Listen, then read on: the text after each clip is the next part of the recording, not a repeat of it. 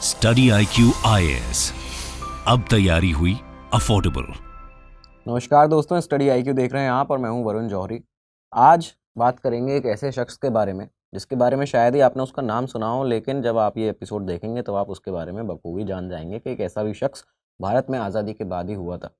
आपने विजय माल्या का नाम सुना होगा, नीरव मोदी का नाम सुना होगा, लेकिन इनसे भी पहले 60 के उस दशक में 70 से 80 के बीच में 60 से 80 के बीच में एक ऐसा शख्स था, एक ऐसा बिजनेसमैन था जिसने पूरे देश को सन्न कर दिया था।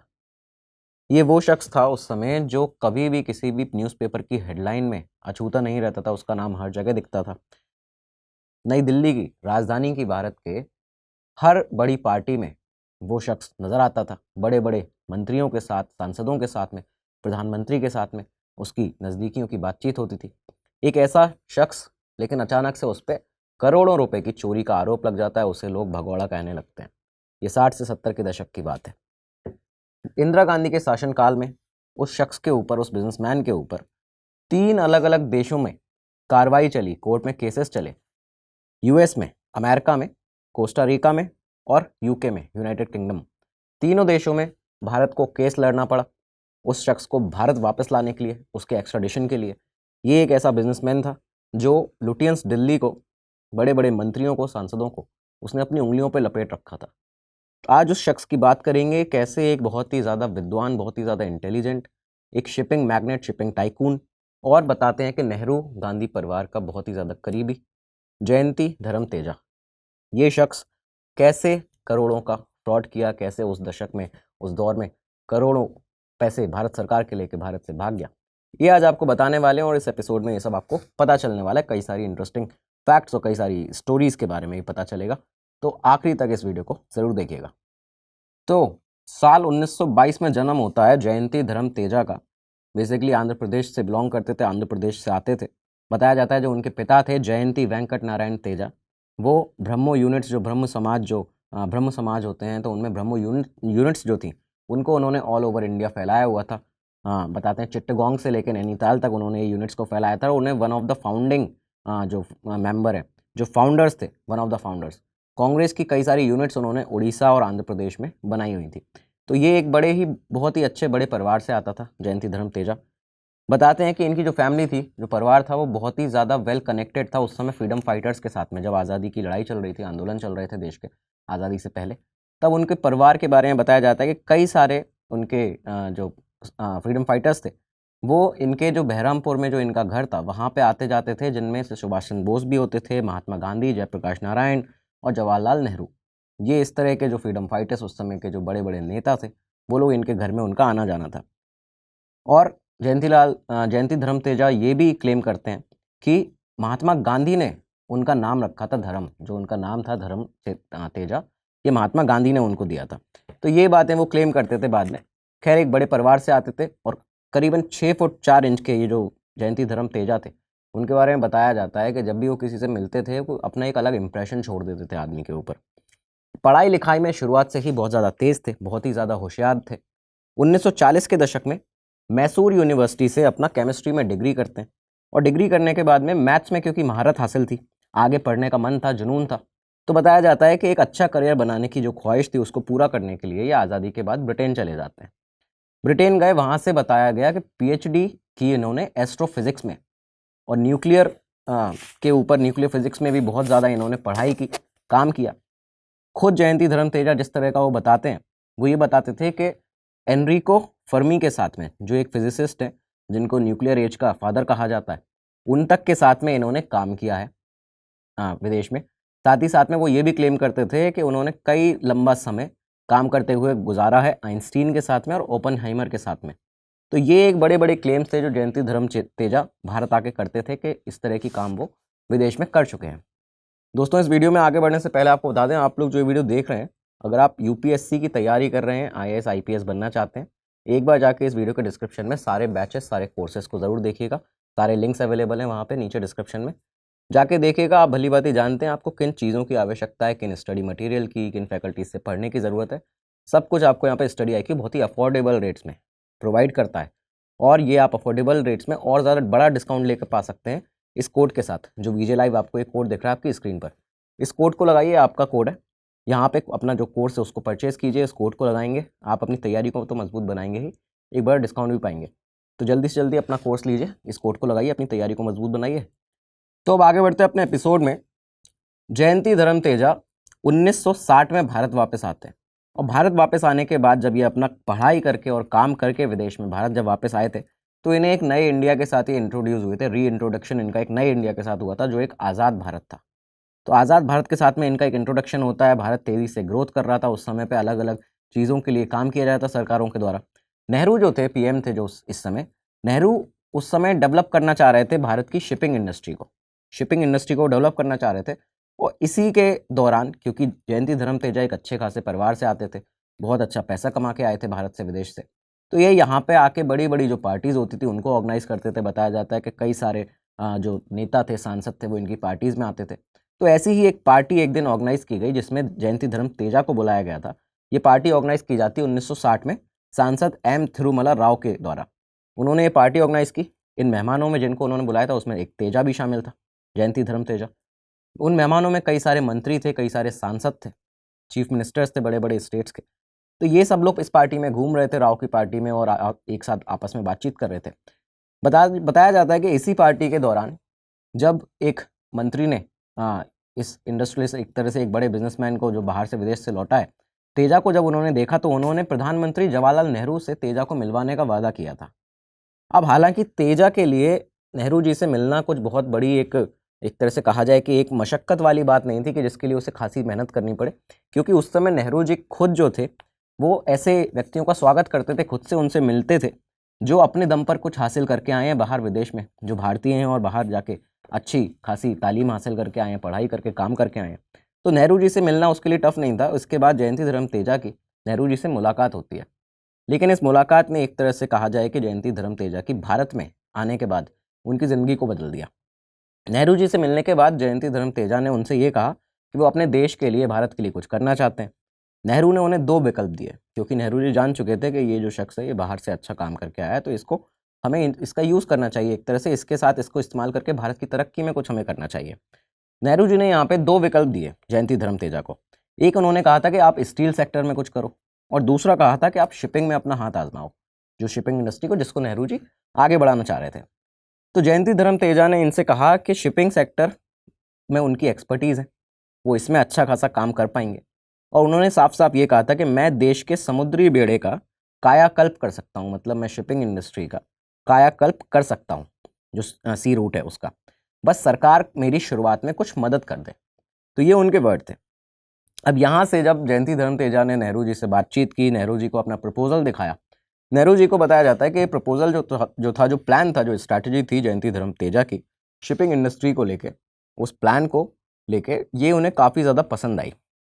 इसके बाद नेहरू जी के साथ में बातचीत करने के बाद तेजा अपनी जो वाइफ थी उस समय, उनकी बेस्टी उनका नाम था, उनके साथ वापस यूरोप चले गए। अभी यहाँ पे यूरोप चले जाते हैं, लेकिन रास्ते में बताया जाता है कि बेस्टी जो उनकी वाइफ थी, उनकी तबीयत खराब होती है, और करीबन 1 से 2 दिन बाद ही उनकी वाइफ की यहाँ पे डेथ हो जाती है। उनकी वाइफ की डेथ हुई, और इसके 1 महीने बाद ही उन्होंने अपनी जो दूसरी उन्होंने जो शादी की थी, वो ये शादी करते हैं रंजीत कौर के साथ में। उन्होंने रंजीत कौर से दूसरी शादी कर ली। रंजीत कौर के बारे में बताया जाता है काफ़ी खूबसूरत महिला थी, और साथ में उन्होंने बहुत ही इंटेलिजेंट थी, बहुत ही स्मार्ट थी। अमेरिका में उन्होंने इकोनॉमिक्स की पढ़ाई अपनी की हुई थी। इसके बाद 1961 में, 1 साल के बाद में करीबन, 1 साल भी नहीं, कुछ महीने जो बचे हुए थे 1960 से 1961 आने में, तो इसके कुछ महीनों के बाद में 1961 में जयंती धर्म तेजा अपनी पत्नी, दूसरी पत्नी अपनी रंजीत के साथ में भारत वापस आ जाते हैं। और इसके बाद यहाँ पे उन्होंने अपना जो शिपिंग कारोबार था उसको जमाना शुरू कर दिया। 1961 में तेजा ने अपनी शिपिंग कंपनी को एक नाम दिया। उन्होंने यहाँ पे एक कंपनी का नाम रखा, अपनी बनाई एक कंपनी, जयंती शिपिंग कॉरपोरेशन, JSC। इसके बाद में उनको ज़रूरत थी, क्योंकि नेहरू जी के साथ में बातचीत हो चुकी थी, तो इसके बाद उन्हें एक लोन की ज़रूरत थी, एक लोन लेने की सरकार से। ये लोन उन्होंने सरकार से लेने के लिए अप्लाई किया। जब अप्लाई किया, उनका प्लान जो था वो आगे और मिनिस्ट्रीज़ में भेजा गया, शिपिंग डायरेक्टरेट में भेजा गया। तेजा ने इस बीच में क्या किया कि अपने जो भी नेहरू जी एक तरह से थे, उनके जो आसपास के लोग थे, उनसे और नज़दीकियाँ बढ़ाना चालू की। नेहरू जी के कई सारे ऐसे जो खास लोग हुआ करते थे, उनको बताया जाता है गिफ्ट्स भेजना चालू किया। उसके बाद में उन्हें पार्टीज़ में बुलाना शुरू किया। उन्हें एक तरह से अपनी तरफ कर लिया कि पूरी तरह से एक ट्रस्टवर्दी वो बन जाएं PM नेहरू के, और प्रधानमंत्री का उन्हें एक खास आदमी कहा जाने लगे, जिससे उनका कोई भी आगे काम ना रुके। तेजा ने ये सब करना चालू किया और इसके बाद में बताते हैं कि जो शिपिंग कंपनी का जो प्रपोजल था वो शिपिंग डायरेक्टरेट में पहुंचता है, शिपिंग डायरेक्टरेट जनरल के पास में पहुंचा, शिपिंग महानिदेशालय में पहुंचा और यहाँ से बात बिगड़ने लगी। जब ये वहाँ पहुंचा था और वहाँ पे जो सिविल सर्वेंट्स, जो IAS IPS ऑफिसर्स थे, जो ऑफिसर्स तैनात थे शिपिंग निदेशालय में, उन्होंने ये साफ तौर पर कह दिया था कि ये जो पूरा प्लान है तेजा का, ये एक फर्जी प्लान है, ये धरातल पे इसको नहीं उतारा जा सकता और इसमें अगर लोन अगर सरकार देती है, इसमें अगर निवेश सरकार करती है तो ये एक तरह से पैसे की बर्बादी होगी। ये यहाँ पे सिविल सर्वेंट्स के द्वारा कह दिया गया, लेकिन PM नेहरू क्योंकि ट्रस्ट कर चुके थे एक तरह से तेजा के ऊपर, तो यहाँ पे नेहरू ने जो सारे ऑब्जेक्शंस थे सिविल सर्वेंट के उनको ओवर रूल किया, उनको खारिज किया और ये आदेश दिया उन लोगों को कि आपको तेजा को सपोर्ट करना है, उसकी हेल्प करनी है। इसके बाद सरकार ने एक लोन जिसकी राशि बताई जाती है 20 करोड़ 25 लाख, करीबन 20 करोड़ 25 लाख का लोन फरवरी 1961 में तेजा को दे दिया। यहाँ पे जयंती शिपिंग कंपनी को ये लोन दे दिया। 20 करोड़ 25 लाख का लोन अगर आप आज के दौर में जो ये फ्रॉडस्टर्स होते हैं, जो स्कैम करके भागते हैं, जो विजय माल्या, नीरव मोदी जैसे, तो आप अगर उसके हिसाब से सोचें तो आपको लग रहा होगा कि ये तो एक बहुत ही कम अमाउंट है, लेकिन अगर आप 1961 के हिसाब से सोचें 20 करोड़ 25 लाख तो एक खासा बड़ा अमाउंट है। और ये लोन सरकार ने उस समय जयंती धर्म तेजा को दे दिया था।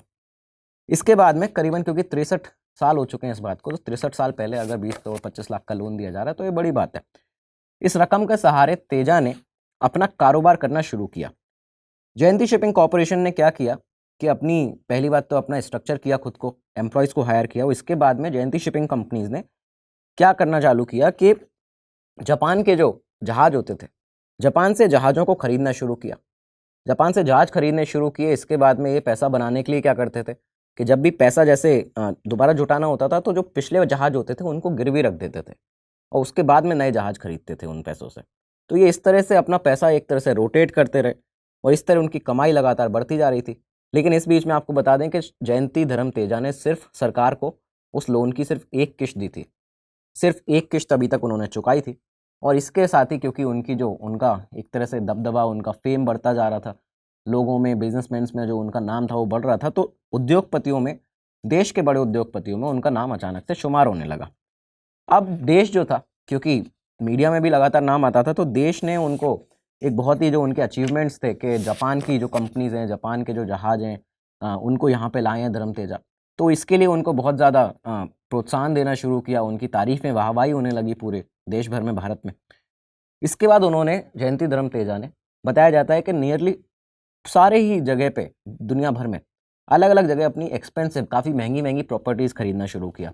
दिल्ली के अंदर, भारत के अंदर अलग अलग जगह पे एक्सपेंसिव पार्टीज़ ऑर्गेनाइज करना शुरू की, लोगों को पार्टीज़ देना शुरू की। उन्होंने एक तरह से बांध के रख लिया था पूरी के पूरी एक, जिसको लुटियंस दिल्ली कहते हैं आज के टाइम पे, कि बताया जाता है कि जो बड़े बड़े सांसद, मिनिस्टर्स हैं, वो अपनी उनको पार्टियाँ बुलाते थे, उनके काम करवाते थे और पैसों के दम पर ये सब, एक तरह सरकार के पैसों के दम पर ये सब हो रहा था। लेकिन ये जो बबल था, ये जो एक नाम था जो उभर रहा था तेजा का, ये ज़्यादा दिन तक टिकने नहीं वाला था।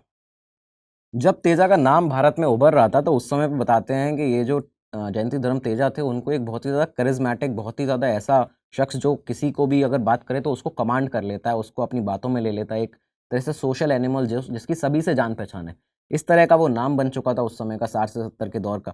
और इस समय लुटियंस डेली जो थी, एक तरह से उनकी फिंगर्स पे, उनकी उंगलियों पे लपटी हुई थी। कई सारे नेता मंत्री उनके कहने पर काम कर देते थे।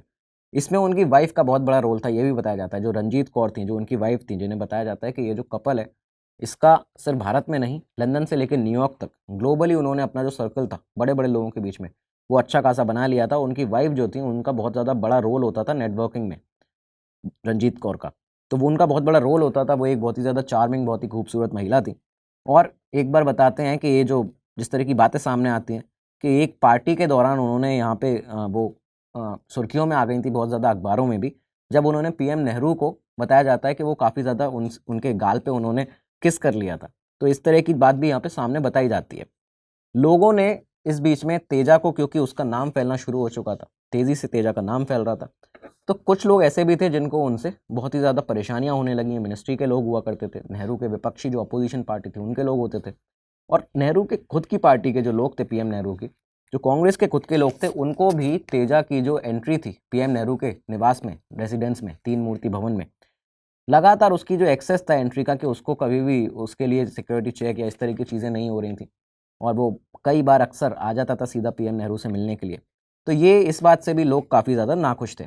इस बीच में कई सारे रूमर्स बताए जाते हैं कि तेजा के और गांधी परिवार के लिए कि जो उनके बीच में जो संबंध थे उसके बारे में कई सारे रूमर्स हैं। इनका कुछ पुख्ता सबूत नहीं मिला है, लेकिन इस तरह की बातें सामने आती हैं कि इस तरह का सामने आया है बात कि इंदिरा गांधी को उसने एक मिंक कोट, एक नेकलेस गिफ्ट किया था इसी दौरान में जब वो यहाँ पे काम कर रहा था। उसके बाद उसने पूरी फैमिली की, नेहरू परिवार की एक फॉरेन विजिट थी, जब ये लोग विदेश दौरे पर एक जगह गए थे, तो उसने अपने विला में, जो उसका विला कश्मीर था कैंस में, तो वहाँ पे रुकवाया था। वहाँ पे वो पूरी विजिट उसने खुद से ऑर्गेनाइज की थी।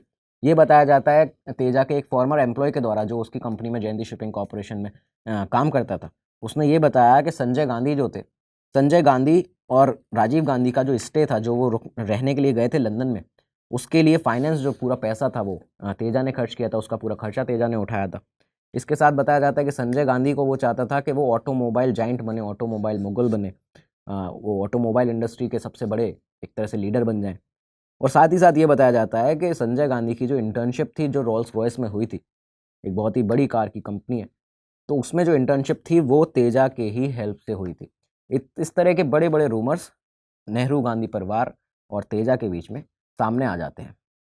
इस बीच में जो भारत का मीडिया था उस समय, उसने लगातार तेजा के लिए सुर्खियां बटोरनी, एक तरह से उसके बारे में छापना शुरू कर दिया। ये इस तरह के आर्टिकल छापे जाते थे कि जो डच इंजीनियर्स हैं, जो जापान की मित्सुबिशी है कंपनीज हैं, उनको भारत के साथ जोड़ने में तेजा का बड़ा योगदान है। 1962 के अंत तक जो था, शिपिंग कंपनी जो जयंती तेजा की थी, उसने भारत के 40% शिपिंग को नियंत्रित कर लिया था। उसको वो उस पर होल्ड करते थे, करीबन 40% शिपिंग को। 1962 मतलब एक साल के अंदर, आप ये देखिए। इसके बाद बताया जाता है कई सारे ऐसे आउटलेट, जो मीडिया आउटलेट्स थे, वो लगातार पीआर करते थे तेजा का। अब चाहे वो किसी भी तौर पर उनके बारे में छापते हों, चाहे पैसे लेकर छापते हैं या किस भी तरह से चीज़ें करते हैं। तो ये चीज़ यहाँ पे थी कि क्या इस तरह के आर्टिकल छपते थे, हेडलाइन होती है कि ये जयंती तेजा ने ये करके दिखा दिया, तेजा ने एक और कारनामा किया। तो ये इस तरह के आर्टिकल्स उनके बारे में छपने लगे थे। लेकिन अब सडनली क्या हुआ कि 1 साल 2 साल बीतते हैं और 1964 आता है। 1964 में क्या हुआ कि नेहरू जी की मौत हो जाती है, नेहरू जी का निधन हो जाता है। नेहरू जी के निधन के बाद तेजा के लिए मुश्किलें बढ़ने लगीं भारत के अंदर। जो अच्छा खासा कारोबार था, जो लगातार चल रहा था, और अभी तक सिर्फ एक किश्त चुकाई थी तेजा ने उस 20 करोड़ 25 लाख के लोन की, जो उस समय 60 के दशक में लिया था।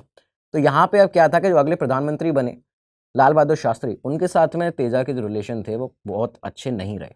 उनके साथ में उसके रिलेशन तेजा के बिगड़ने लगे। साथ में उनके जो प्राइवेट सेक्रेटरी थे सीपी श्रीवास्तव, उनके साथ में रिलेशन सही नहीं थे। और इसी के तहत यहाँ पे तेजा के अगेंस्ट में, तेजा के ऊपर पहली इन्वेस्टिगेशन शुरू कर दी जाती है शास्त्री सरकार के दौरान। पहली इन्वेस्टिगेशन यहाँ पे शुरू हुई तेजा पर। अब ये जो शास्त्री थे, उन्होंने डिसाइड कर लिया था कि कहीं ना कहीं कोई घोटाला ये तेजा जो है वो कर रहे हैं। अभी तक एक ही किश्त दी है सरकार की। तो इसके तहत उन्होंने तेजा को अपने ऑफिस में समन किया, अपने ऑफिस में बुलाया। तेजा इतना ज़्यादा ओवर कॉन्फिडेंट था उस समय के, क्योंकि पिछले प्रधानमंत्री के साथ में इतनी करीब नज़दीकियाँ थी कि वो कभी भी वहाँ पे उनके दफ्तर में, उनके रेसिडेंस पे, निवास स्थान पर चला जाता था। तो उसने क्या किया कि वो अपनी वाइफ को भी लेके साथ में चला गया, रंजीत कौर को भी साथ में लेके चला गया। तब एक किस्सा बताया जाता है कि लाल बहादुर शास्त्री ने, जैसे ही वो वहाँ पे एंटर हुआ था अपनी वाइफ के साथ में, तो उन्होंने कहा कि मैंने ये जो अपॉइंटमेंट था वो तुम्हारे लिए था, तुम्हारी वाइफ के लिए नहीं था। तो तुम्हें इसे बुलाया गया था, यहाँ पे तुम्हारी वाइफ को नहीं बुलाया गया था। लेकिन इसके बाद में आ, जो लाल बहादुर शास्त्री थे, जब वो इस मैटर को आगे तक लेके जाते, इस पर कुछ कार्रवाई करते, लेकिन इससे पहले ही शास्त्री जी की का निधन हो जाता है ताशकंद में, जिसके बारे में हमने एक पूरा एपिसोड बनाया। आप उसको भी जाके इस वीडियो के डिस्क्रिप्शन में देख सकते हैं। यहाँ पे शास्त्री जी का निधन हो जाता है जब तक वो इस मैटर को आगे लेकर जाते। लेकिन इसके बाद भी तेजा की जो मुश्किलें थी वो कम नहीं हुई। 1966 के गर्मियों के दौरान बताया जाता है कि 1966 में इंदिरा गांधी जब प्रधानमंत्री थी, तो इंदिरा गांधी की जो सरकार थी, उन्होंने एक ऑफिशियल इंक्वायरी जयंती शिपिंग कंपनी के ऊपर, कॉरपोरेशन के ऊपर यहाँ पे दायर कर दी। यहाँ पे एक इंक्वायरी बिठा दी जाती है, और जो शिपिंग कॉरपोरेशन ऑफ इंडिया है, जिसको उस समय शास्त्री जी के जो प्राइवेट सेक्रेटरी हुआ करते थे वो हेड कर रहे थे, उन्होंने पूरा, शिपिंग कॉरपोरेशन ऑफ इंडिया ने पूरा मैनेजमेंट, ये जो जयंती शिपिंग कंपनी का होता था, उसका पूरा मैनेजमेंट अपने हाथों में ले लिया। अब तेजा को यहाँ पे ये पता चल चुका था कि अब ये तलवार जो है वो उसके ऊपर एक खतरे की तलवार लटक रही है, और कहीं ना कहीं उसको कभी भी पकड़ लिया जाएगा, क्योंकि उसने अभी तक एक किश्त चुकाई और लगातार ये अपना जो जहाज़ है वो खरीदते जा रहे हैं, दूसरे जहाज़ों को गिरवी रख के खरीद रहे हैं। ये बात उस समय तक सरकार को नहीं पता थी। तो कहीं ना कहीं ये एक बड़ा स्कैम हो रहा था। ये सब देखते हुए जून 1966 में ही जैसे ही ये जो शिपिंग कॉरपोरेशन तेजा की थी उसका कंट्रोल अपने हाथों में भारत की शिपिंग कॉरपोरेशन ने लिया, जयंती लाल तेजा की कंपनी का। इसी के साथ जून 1966 में सडनली अचानक से तेजा जो है वो भारत से भाग जाता है। तेजा भारत से न्यूयॉर्क पहुंचता है और न्यूयॉर्क ये पहुंचता है अमेरिकन एक एयरलाइन थी उस समय पैन एम के एयर टिकट पर। पैन एम एयरलाइन के सपोर्ट से यहाँ से ये पहुंचा न्यूयॉर्क पहुंचने के बाद में ये बताया गया कि उस समय पे कई सारे ऐसे सरकार के लोग थे जिनको जयंती तेजा के साथ में देखा गया था भारत के एयरपोर्ट पर, दिल्ली के एयरपोर्ट पर, आईजे एयरपोर्ट पर। यहाँ पे सरकार के उस समय के कई लोगों को जयंती तेजा को सी ऑफ करने के लिए, वो वहाँ पे उसको अलविदा करने के लिए आए थे और ये वहाँ पे इसके बाद न्यूयॉर्क पहुँच जाता है। ये साफ तौर पर दिखाता है कि सरकार भारत की ना सिर्फ ये जानती थी कि जयंती तेजा भागने वाला है भारत से, बल्कि वो उसको सी ऑफ करने के लिए, उसको अलविदा करने के लिए भी, बाय बोलने के लिए भी यहाँ पे पहुँचे हुए थे एयरपोर्ट। तो ये भी आपको यहाँ पे सामने दिखता है। और साथ ही साथ आपको ये बता दिया जाए कि 1978 में 1978 में पार्लियामेंट में मोरारजी देसाई ने ये स्टेटमेंट दिया था। मोरारजी देसाई ने ये कहा था कि तेजा जो है वो फ्री है कहीं भी जाने के लिए, उसको किसी से भी पूछने की ज़रूरत नहीं है, वो कहीं भी आने जाने के लिए फ्री है। को उसने जो भारत को उसने बहुत ज़्यादा दिया है, जितनी ज़्यादा उससे एक तरह से एक्सपेक्टेशन थी उससे ज़्यादा उसने भारत को दिया है। तो यहाँ पे उसको कहीं भी आने जाने की छूट है। जयंती धर्म तेजा को, एक वो बहुत बड़े शिपिंग टाइकून है।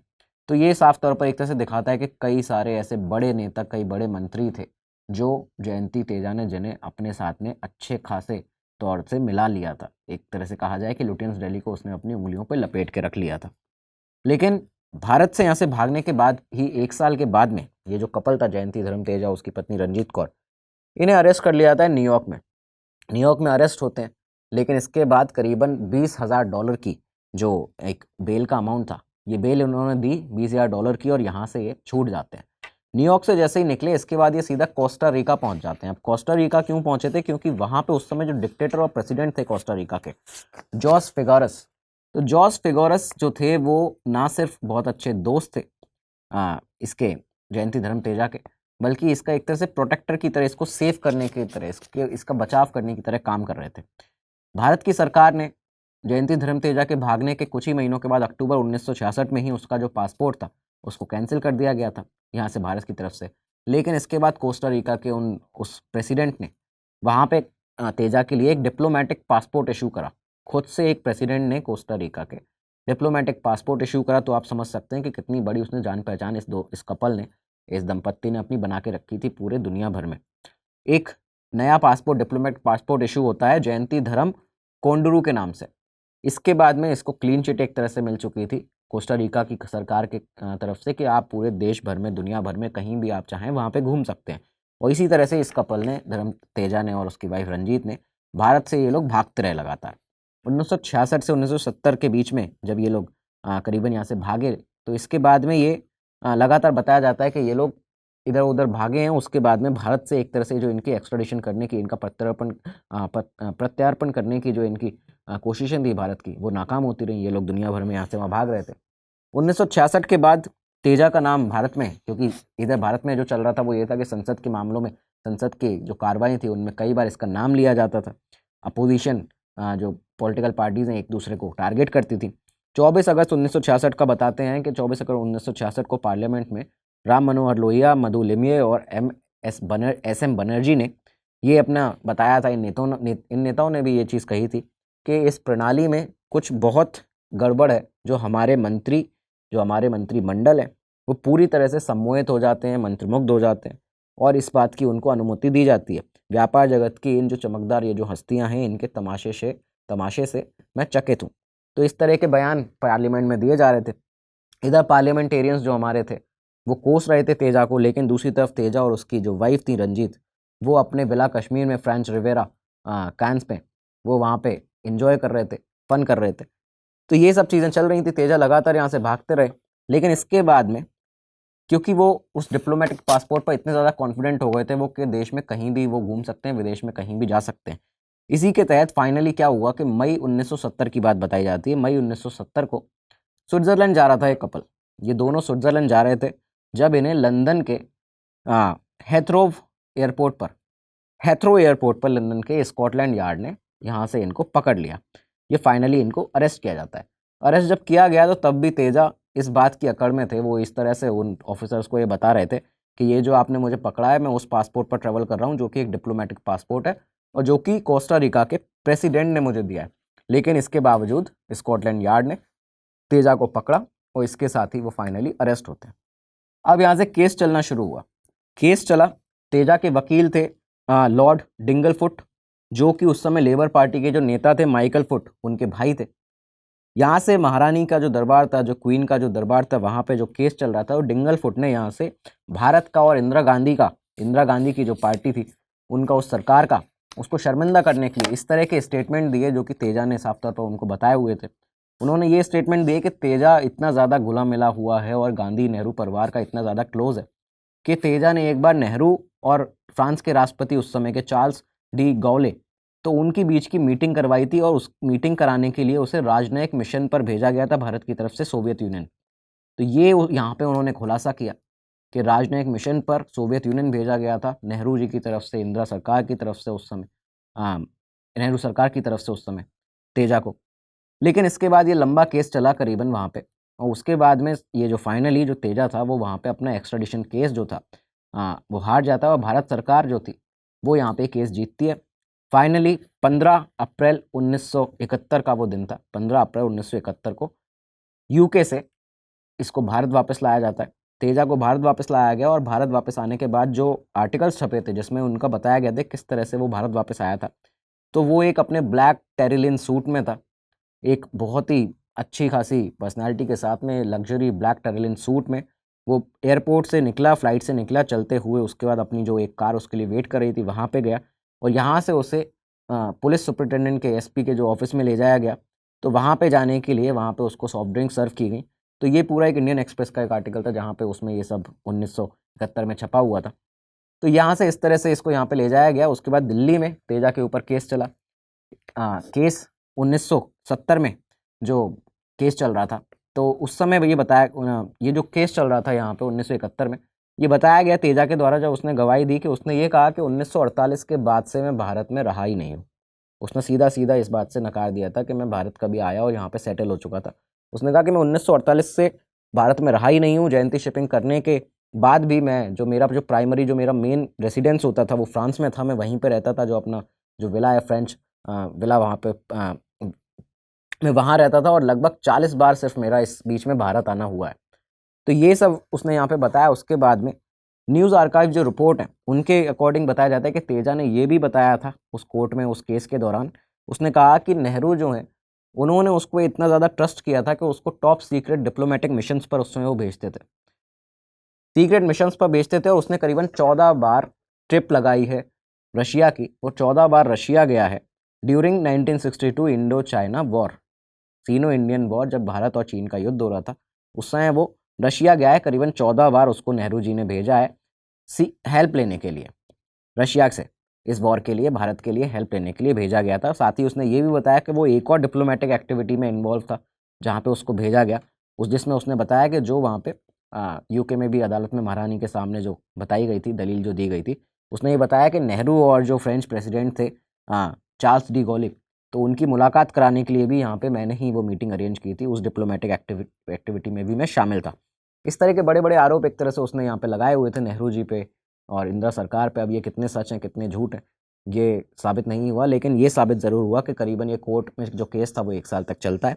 1 साल ये कोर्ट में केस चला। 19 अक्टूबर को 1972 19 अक्टूबर को जयंती शिपिंग कंपनी में चार्जेस कई सारे लगे तेजा के ऊपर, जयंती शिपिंग कंपनी के ऊपर, जिसमें चार्जेस को इस तरह के थे कि miss appropriation of funds, falsification of documents and tax evasion.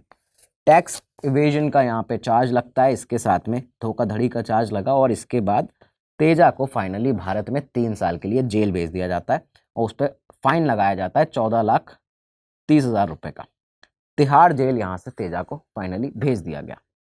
जयंती धर्म तेजा के ऊपर जो चार्जेस लगे थे उसमें एक तरह से कई सारे क्राइम्स थे, ranging from financial to immigration fraud.